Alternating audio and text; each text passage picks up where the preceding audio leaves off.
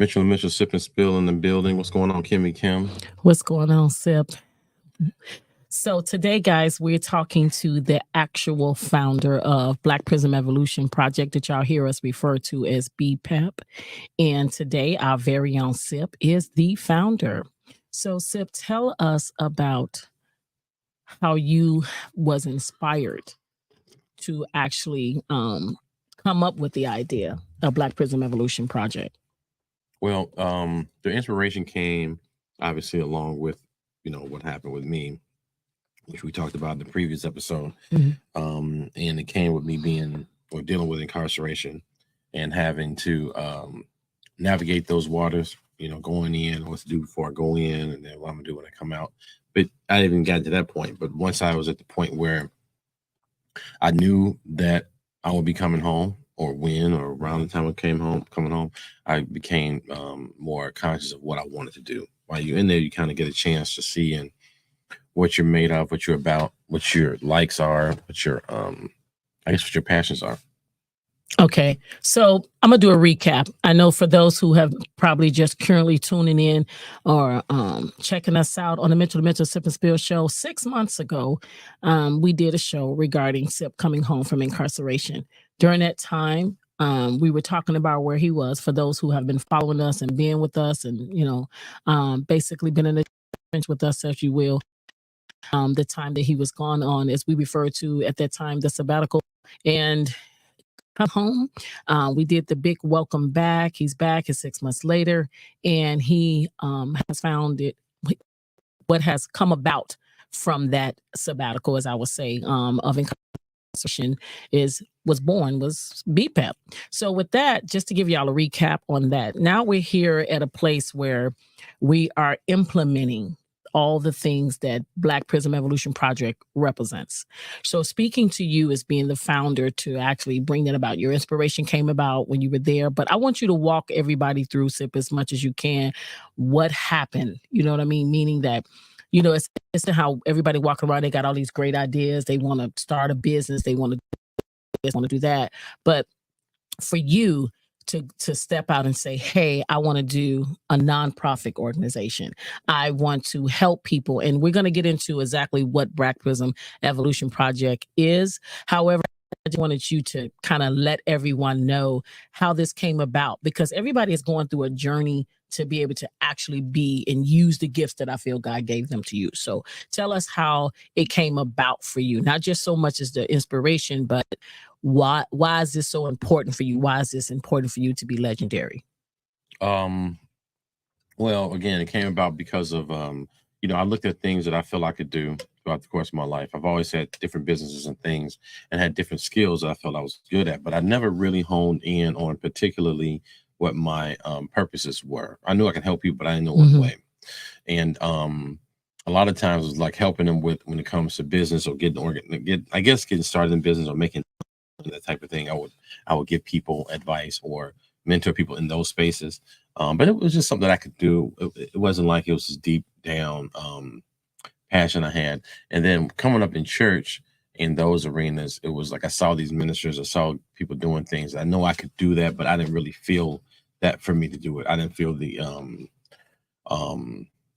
don't want to say the sincerity behind the genuine. I didn't feel it being genuine, or for me to do it, have been disingenuine.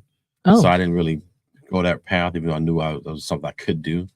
And then this right here, with me being in this situation, being delusional for so many years, doing things that because I believe I was smart and smarter than situations. I thought I could outsmart situations and loopholes. And because it put me in the situation I'm in, or was in, and that kind of made me sit down and look at what I can do, who I am, and what my purposes are, and develop this program to help people who are that were formerly incarcerated, that are re-entering society. And how can I help them to be the best version of themselves they can through how the means of earning? Okay. And I can talk to them a certain way. I know I can reach people in different levels, and that was important to me. So I married the gift of what I could do, I married the skills with the gift, and then came up with the purpose, So skill and gift kind of came together and had a baby called purpose for me. And so with that being said, with the things I could do and the things that I was born to do and things that I learned to do, I was able to culminate that and say, okay, this is what I'm going to help people in this way. This is what I know, you know. So yeah, that came up. So it came up when I was in there. Was when I was away. I was again trying to figure out how can I do this what they do without being hypocritical. Well, I mean, I'm talking about preachers and teachers. I don't want to project something that I probably wasn't necessarily believing or subscribing to per se at the time, even though I believe in high power, believe in God, Jesus, and all of those things. And as other people believe in their religious beliefs, I knew I was on some. That holy thing. I thought it was a little extreme, and I didn't want to be lying, you know. And at the same time, but I know I could do what they do. I know I could talk to people. I know I can help them. I know I can help encourage them in certain ways. I just wanted to be authentic with it. So would you say that you decided to make Black Prism Evolution Project kind of your own? You know, like you're saying, people preach and people really talk about their own particular belief systems that they probably have experienced throughout their life, right? And then, you know, we all have, I think a lot of people and have a lot of gifts that they are just not using. But then when you kind of capitalize on it, like, hey, I'm really good at this. Like, I can do this. And then you say, hey, I'm going to do this, but I really don't want to do it in that realm. I want to do it this way. So what you say, you took Black Prism Evolution Project and made it your own, came up with this name. Tell us about the concept. Have you come up with the diamond and the colors and what the mission actually stands for? So Black Prism Evolution Project stands for Black. I use the combination of Black. First of all, you know, our people, this is what we call ourselves, or we've been labeled as Black, African American. I like the term Black. I gravitate to that term Black. Some people that in certain religious, certain sectors think that the word Black is the absence of life, or they'll say it's death and all that. So some people will use that phrase. I choose to not look at it like that. I look at Black as a combination of all colors. So I tell people when I talk to them, I say, hey, if you had a box of crayons, 6,400, whatever, how many crayons you had in that box, and it melted down, that whole pile of crayons, that whole melting would be Black. It would be all the colors of Black. So Black encompasses all colors in all speak. And I said this on another episode. We were talking about how Black woman has the DNA of every race on this world right now. You know, their DNA, they can create an Asian and a Latino person and a Middle Eastern person or whatever, and white within their own DNA, a Black woman. So Black women, period. So that's all colors. And Prism is we all know Prism is made and Prism is a diamond, which is created and formed by pressure. And as Black people, we've been in this particular realm of life, this segment of time that we're living in, the kind of I guess the things we went through, the vigors and the turmoil and the treachery and the rape and the pillage and the death and all that stuff over the course of time. It's a lot of pressure to become a certain type of way that we are.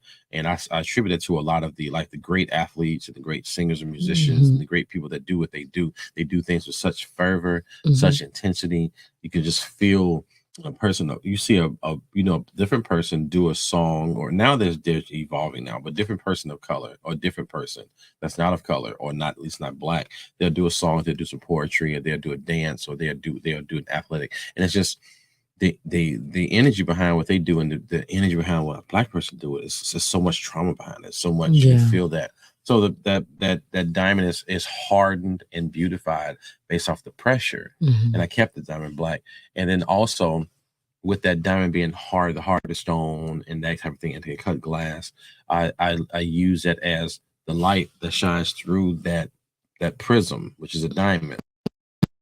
And if you shine a light through prism or prism, then it'll refract the light, which it'll break all the colors, as it'll make the light have different colors, all the colors of the rainbow, shine light through it. So my vision or my analogy would be, or how I compare it, like having the light, positive energy, good energy, like God, spirituality or whatever, like shining through that prism, which we are. I like it. And then, that positive energy is the light shining, and then it's displaying all the colors of the world, which is still encompassing other people too.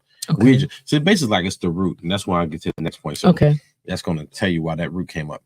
But then the evolution is us evolving. Before we were certain type of people, and we evolved, and we're constantly evolved. We're not the same. We're different. We learn different. We move different as we grow, and we know. So it's a constant. We're evolving. We're evolving, and we're embracing that evolution of ourselves and our people. And the project is the project that we put together. That is a project that's focused on all those three factors: the black, the prism, the evolution. The project is the concentration of that, focus in on that. And then when you go to the we call it the slogan or our motto. The motto on here is showing that it says recalibrating from the root to the fruit, but it's really in every area of our lives. But I start with the mind, recalibrating our thinking from the root to the fruit. Like, what's the source of it? And we talk about the black and the prism. I get that as a root source. Like that's where everything kind of follows through. That's where the root kind of came from too. So that's the root source. Everything kind of starts with black, like you can wear any outfit on black, like we bet on black today. So it's kind of like anything go with black, Yeah, that's right. So it can, it's just anything go with black. Black makes everything's better, or kind of slim you down. It can make you look, and I like that. So, but that's where that came from. And that's how that derived, and that's what that means. Okay. So recalibrating from the root to the fruit, going directly to the source of starting of your way of the way you probably already, always have thought of things, I guess. But with Black Prism Evolution Project, you implement new ways of thinking. You ask people to basically stop, pause, and rethink about things they may have been doing all their lives. That's all they've ever known, never exposed to anything else. And some people would say, and I would like for you to answer this, some people would say, well, don't fix nothing that's not broken. Okay. But for some reason, that thing that they've been doing all this time, even though to them it works, it's familiar. However, they're not happy in it. They're not happy in it. So tell us about some of the programs that you're implementing in Black Prism Evolution Project, which we would refer to as B.P.E.P, to help a person like that. Not just, I know we talked about incarceration, guys, and I want you to get that, but I want you to break down your program. The program for me comes from, we didn't get a chance to talk about this in our last episode, but the program, I'm glad you asked. So those are very good questions, because it brings out another thought in the concept. So the concept is to be more, change the way we're thinking. So it's not really, my concept is not to throw it on you. It's to kind of introduce, you know what I mean? When we talk about God, and when I was growing up in church, they said the Holy Spirit is a gentleman. And when I think of that, I like the way that concept was when I was being taught that in church. And there's a lot of those things I learned in church that kind of equates to a lot of areas around the board in just in life. Those just life principles, right? The Holy Ghost is a gentleman, and it's kind of like, you ain't got him, but I'm just show you a way. I'm just gonna leave that there for you. Pick it up or kick it, throw it away, whatever you want to do. I'm not forcing anything on you. With me, when it comes to B.P.E.P, you say what programs, it's more of an introduction to, okay, that's work for you. Cool. You got it going on. If you good, there's nothing we can really, you're good. We don't really, but if you had some doubts, or if you had some concerns, or you had some things that piqued your interest, here's some things you can do, or check out some things. So the program is more so about, when I say it's an introduction to the recalibration. Have you ever thought that maybe this might be a little bit different? Again, and then it's not so much, Kim, it's not so much where it's like, oh, well, we have this certain lane you can go into. It's more like there are a lot of different options. There are a lot of different methodologies that can get you what you want to do. You don't have to just do it this way. Like even let's say in the drug game, there's a lot of guys that made money in the drug game for so long, they get kind of caught up with they got to have a physical substance or move people or have this type of thing. And these young guys saying like, we have a different illegal way of making money where you ain't got to really even use people, where people can tell on you, and you got to give somebody addicted to things. They have ways of making money. So my thing is that there's ways you want to make money, or there's ways you want to have a relationship, or there's ways you want to start your business. There's these fundamental ways that we've known to do, but it's a different way you could do it. You can have what you want, but maybe look at it a little bit different. And so those, when it comes to programs, I mean, like more like, I want to introduce you to some things and leave it there for you to check it out. Once you're ready, and we talked about this on the last show, once you're ready, I want the people that want it.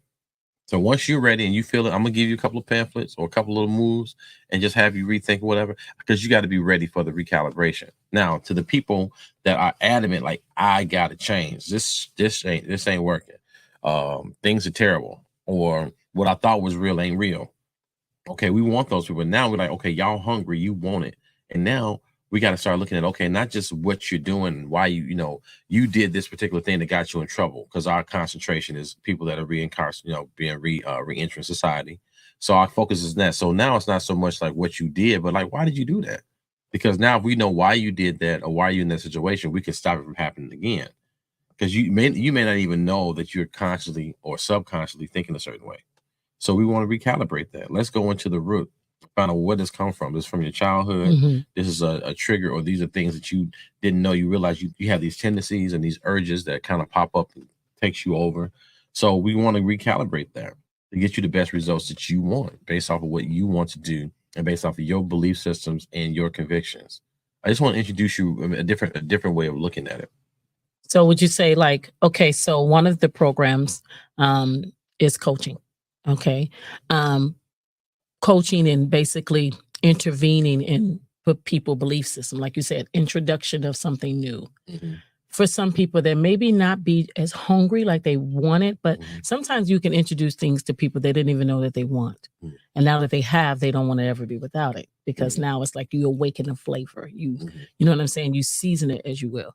So tell us about, you have the coaching program, you have trades you want to implement, you have gentlemen that's coming from being incarcerated and Oh, introducing them to things. I do want to introduce that. I'm glad you brought that up. Okay. So particularly, as you did say programs, and I was thinking more of but yeah, the coaching program, which you know a lot about because you'll Yeah. be doing over that program. But Yeah. there's also programs that I think it's important. That is something that I think with therapy, and it's really important. I'm learning now, and my son just started doing this, and I started seeing the importance of having that Mhm. emergency crisis response. So we're going to be incorporating that in now Mhm. BPEP now Mhm. that I've got more that's more on my radar. Like, okay, so we're going to incorporate this information that I'm gathering now as far as how to get those resources for whatever. So if you have those moments where you feel like you want to lose your mind, or you want to do something crazy, or you want to, you know, you have a resource for that. And BPEP want to offer that when you want to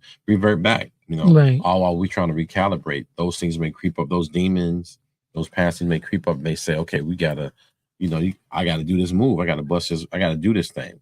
Mhm. What can we do to help? Or you may lose it. You like lose your temper, or so I want to provide therapy sessions or crisis prevention to help you in those moments where you lose it as well. So we got the coaching, which is like, okay, where you want to go, and let's get you on task, because you kind of get you on task. These are the tools you need to do to keep staying where you want to go and get away from that. Mhm. And also going back with the therapy to trying to see, okay, what was these traumas that started you in this first place? Yeah, I know in the Black community, and I know you can attest to this, a lot of people will think, I'm not going to sit up in front of no therapist and talk to them about nothing that's going on in my life. You know what I'm saying? I've been lifing for all this time. So I do want to say, how would you encourage those people? How do you plan to innovate that in Black Prism Evolution Project into the Black people, a Black community, of letting everyone know that therapy is definitely addition, and I will definitely attest to that myself. Heading up the which I'm very excited about, SIP, even being, coming in, and I'll say this regarding myself, being the president of Black Prism Evolution Project is definitely a game changer for me for this year, because I will be also utilizing all the gifts that I feel that, as everyone know, SIP and I are best friends, and we've been kind of going back and forth and doing different things and being able to bring out each other's talents. And I would say for Black Prism Evolution Project, for me, in that realm, the crisis, the therapy, I really want our community to be able to say it's okay, because we have been, our belief systems is that you just don't do that. In the South, you keep your mouth shut, you don't say none, a lot of things. So a lot of traumas, learning the difference. As myself, I am currently a certified master life coach in every realm of, hey, that's, relationships and trauma. It's a lot of things that I would say people are suffering in silence. So how do you plan to innovate the ones that basically have a belief system that mental health is not as serious as a lot of people think that I don't need no therapy? That's a good question. I'm going to say something to you, and this is going to kind of be a little bit of a, it's a little bit of an homage as well as, I guess, giving of a support or giving out a shout out with this. But I think the thing you told me something about, and it made me give an idea of a book that I was started writing a couple years ago, and about delivery and things of that nature. So I think everything is really presentation. For our people's presentation. When I was selling real estate and doing mortgages, I felt that I got more clientele based off of how I presented myself. So the bigger the car that I had, the better I dressed. The people, for some reason, it's a little different than when you're at the church. Mm-hmm. When you in the real estate, your successes, how you look, make them feel like you're real. I can trust you to make sure I close my deal. For some reason, it's just a thing, an opposite thing. So they look at that like, okay, he could, yeah, it's because almost like you're attracted to success and money. So if he's doing these certain things, surely I can be a part of it. I want to be a part of it. I want to match that. I want to feel a part of that. That's presentation to make people want to be a part of it. So I learned that earlier on. I think in our community, it's when you say how to innovate them, I guess, or to encourage people or to kind of bring that to the community. I think it's all presentation. I don't want to mask it per se, but I want to do something. So I'm not going to speak. I'm going to keep my friend's name anonymous. I'm going to give a story about it. And you can, if you shed light on, you can. But I remember a situation where I was in the room and somebody I know was orchestrating some business. And in the room, there was a person that was slightly incapacitated, and he was relying on his family to make sure that his paperwork was taken care of, right? And not being funny, but his ex-significant other was white. I'm not trying to be funny, but she was white. His children, he was a black man, his children were mixed. And I saw a situation where in that he was frustrated because they were frustrated. And then the black woman made him feel comfortable and shut everything down. At the end of it, he gave her a big hug. You remember the story? Yeah, that would be me. Right. What I saw was that sometimes it ain't pushing, or you got to have this, you got to have that. What we need in our community is a hug. What we need in our community is somebody to say, I got you. I got your back. No pressure. If you want it, it's here. If you don't, it's cool. But we ain't tripping. We got you. And so I think to innovate that is really the presentation of it. I think I want to give people a home where you good, where you accept it. We're not tripping on you being gay or transgendered or another race. You know, we want our blacks in there. We're not tripping. That's your thing to face. But I want you to feel comfortable coming there. Not to the point where you're comfortable where you inconsiderate of others or being disrespectful, but comfortable that you could be yourself, that you know you can get a hug when you get there. Because if I feel a person feels like I can come in there, like it's like going to your mom's house. Like one of my favorite movie scenes was in Ratatouille. And that one scene when that crazy food critic was so terrible. And for some reason that little Ratatouille, that little rat told the little weird chef that he came with this idea of make this particular meal. Yeah. And this particular meal was considered a poor man's meal. Right. I didn't know it, but it was a poor man's meal. And they made this meal for this crazy critic that didn't let anything slide, nothing. And he was so hard-nosed and so crazy. And then he saw the meal and he went back to being a kid. And he ate the food and all he remembered was his mother.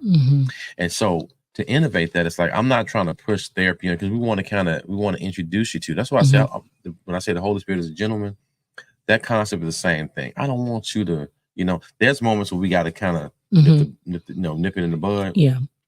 But our presentation is, you have a home. I want you to feel like if you don't have a mother, we're gonna find that. We're gonna. That's what the root is for. Like, why do you do that? Oh, you don't have a mother. You didn't have a mother coming up. You don't know what it feel like. Oh, why did you do this? Why did you feel that way? Your dad wasn't there. We're gonna try to fill those holes as best as we can. We're gonna identify those things. We want you to feel. We're not gonna throw it on you, but it's here. Just right there. Whenever. Oh, you're not ready right now? Okay.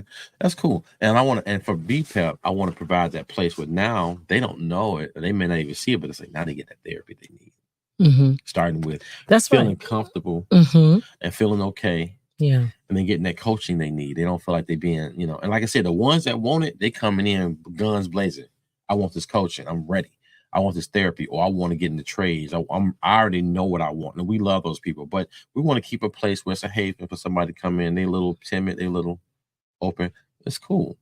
So that's my approach. It's like I'm gonna leave it there for them, but I want them to feel like they can come get a hug from their mother or their father, or they can get some love with somebody who actually cares about what they're going through. That is a difference, and we didn't talk about it before. But when it comes to my passions with it, is that I actually care about what you're trying to accomplish. Mm-hmm. I care. People may say I don't, and when it comes to what I do, what I love to do, yeah, I am a person who's focused, and I can seem a little bit, oh, I'm on this, I'm on that. I kind of, but when it comes to things that I love and what I'm working toward and for my people, I want people to win. I don't want to take nothing from anybody. I don't want nobody to not get what they need out of it. I don't want you got food. I want my food. I don't want to take your food so you don't have food. I just want my own food. You may want to share with me. That's fine. I still feel funny about that. I want to make sure that we all can eat at your own pleasure, how you would like, you feel comfortable with eating. If you're a person that want to eat off another plate and the person you eat off the plate with is cool, they like to share off their plate, that's fine. But I want to make sure you have your own plate. I want to make sure you feel comfortable in doing that. So I don't want anything from a person. I want them to feel good. So I want to make sure I give them a space where a person can grow and build. So tell me about the trades. The trades, focus right now as we focus on the construction trades. Because of my particular background in electrical, it'll be focused on people getting into the electrical trade. There's so much work in the next 15 years, a lot of it with the renewable energies and green energy, they call it. And so just getting in the trades and these jobs, and people don't understand it, these jobs, these trades, this is the easiest time. People talk about business. I get that. We'll get to that part later. But just as a job, because everybody's not business savvy, but everybody can go to work. Some people are harder workers than others. Some people are more focused than others. But anybody can go to work and get a job. It's harder to try to start a business. Some people it comes very, very easy for. So I started through trade. With the electrical trade, it's been so open, and there's ways to navigate how to get in those spaces. But the work right now, if you want to make 6-figure income, you can. It's not hard because they don't have enough workers to supply the workload. And so they're giving incentives and bonuses and stuff like that. You can sign up and work with them. They try to expedite you through the training. Right now in the trade that I'm working for now in Chicago, they're giving, before I should pay for my education, my little secondary, the continuing education, I paid for it, which wasn't high, but I paid my own, if I want to get certified in this, that, and the other. Now they've got funding. They encourage us because there's so much work out there, and it's like we need them to. Things are changing. And it's going to go into the technology part. Things are changing. So the guys that are like 30 years in, we're a little old school. We call long in the tooth, so to speak. So a lot of stuff we was hammering nails and blah, blah, blah. It's a little bit more finesse now. So you got to kind of know that. You don't just jam stuff in there, because these things cost so much money. They so minute, like the boards, and they cost thousands and hundreds of tens of thousands of dollars. So you can't just jam stuff in it. It's a light little, and you have to know that. So you have to recalibrate your thinking. Okay. So they giving free education for continuing education, being in the trade. So if you don't know it, they're going to make sure you're educated, because they need people to do those work, that work. So when it comes to trades, that's my specified trade. I push that amongst other trades. There are other great trades out there, like crane operators and carpenters and plumbers and pipe fitters and things of that nature. But electrical covers everything from doing Tesla cars, putting battery for all these charging stations. That's electrical work. Solar panels, that's electrical work. Wind farms, those wind mills, that's electrical work. Okay. Geothermal, that's electrical work. Those generators, that's all electrical work. Now we haven't gotten into technology like robotics and computer software, all those things. Those all fall under electrical. They may call it electronic and change it up, but it's still, the electrical is still the umbrella on that. So I kind of introduce that, because you can go so many places throughout the country and across the world. That's just a job. Okay. That's just one job. Now the technology part, we had another question. Go ahead. No, I was just saying you was talking about that particular trade, and then there's from the guys that you're working with. Tell us about the guys that's for incarcerated coming out of jail. How is B.P.E.P implementing them, and then tell us how they can actually work with you in a way. Who are you accepting? Is there a procedure that you're going through to allow, because we want everybody to know what type of inmates that you are working with or people that is coming out of prison? Well, we go based off of what our experience levels are and what we can do and what we can handle. And we work with most anybody. We do have a cutoff. We don't necessarily encourage we don't encourage people who have been convicted of molestation and rape. And I do understand situations and circumstances can be misconstrued. I get it, because some people, that's been a real weird thing for years about the rape thing, where a guy, women, not. I don't know. It just gets weird. So it gets kind of convoluted. I don't understand. I don't get into it. I'm not into that realm, so I don't get into it. I stay away from that because it looks, for our program, people who have murders, rapes, and molestation behind them, it's kind of hard for us to be safely involved in certain neighborhoods because we're doing for our community. So for us, right now, not to shun those people, I just don't have the manpower or the wherewithal to work with that. But anything outside of those things, people even with armed robbery, people who sold drugs, stuff like that. And I understand the differences when people say, when courses say you have violence in your history, stuff like that. I realize that we got to kind of watch. You know, you don't really know how that can come across. Some things come off weird. You know, you be in a situation. So, case to case basis. Case to case basis. We do have a standard. We do have a boundary. I would say, and so for that, that's what you're saying, to implement that. But there are people that have served their time, you know, and actually did what they were supposed to do. And now they're out and they don't know what to do, where to go, and how to help that. So Black Prism Evolution Project is working with different people. Am I correct to say that is in the realm of serving time and now they're giving back, which is currently what you basically will be doing, right? So with those trades, I just want to recap. You're going to be implementing different jobs. You're going to introduce basically different trades, therapy, as well as coaching, and then just the wherewithal knowledge that, hey, this is a home. And I would like to call it, if you don't know, I'm kind of doing this right on the air, but I'm going to call it the Marie effect of you can come home and it's safe. And we love you and we accept you.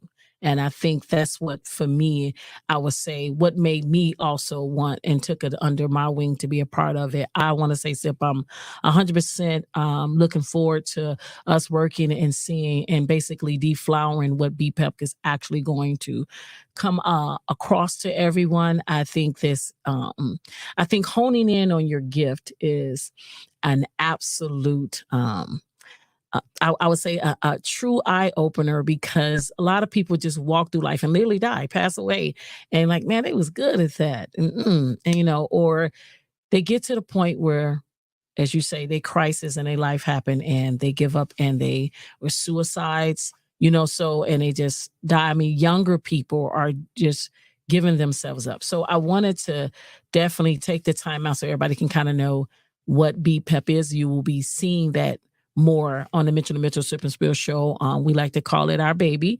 which is something that, as we do, we laugh, we introduce comedy, we introduce motivations, and then with BPEP, we actually going to give you a place to come to. Would that be correct? That we can actually implement and say, hey, come here. So we'll be doing different things all over the city of Chicago, Illinois, and outside, letting everybody know what's going on. So I wanted to kind of just give everybody I think Sip and I both wanted to kind of give everybody a true introduction of that question. What is BPEP? What is BPEP? So tell us, Sip, how people can reach out to donate to Black Prism. Right now, we have a website being currently constructed, and that's going to give you all the information and direction you need.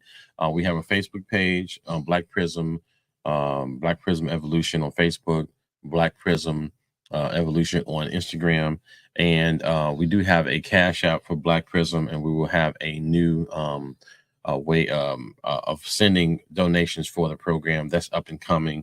We are applied, 501c3 applied, and we're just waiting for that to come back. And we will be having new phone numbers and emails. I think our email is blackprismevolution at gmail.com. That is correct. Yep. blackprismevolution at gmail.com. Again, like I said, you can find us on Facebook and Instagram.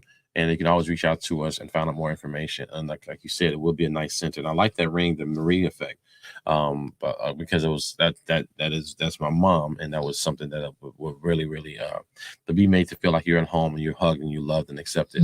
That is the Black Prism Evolution way. Yeah. It may sound militant, and it is, but it's more focused on being progressive. You know, more progressive than militant, even though the militant side is there.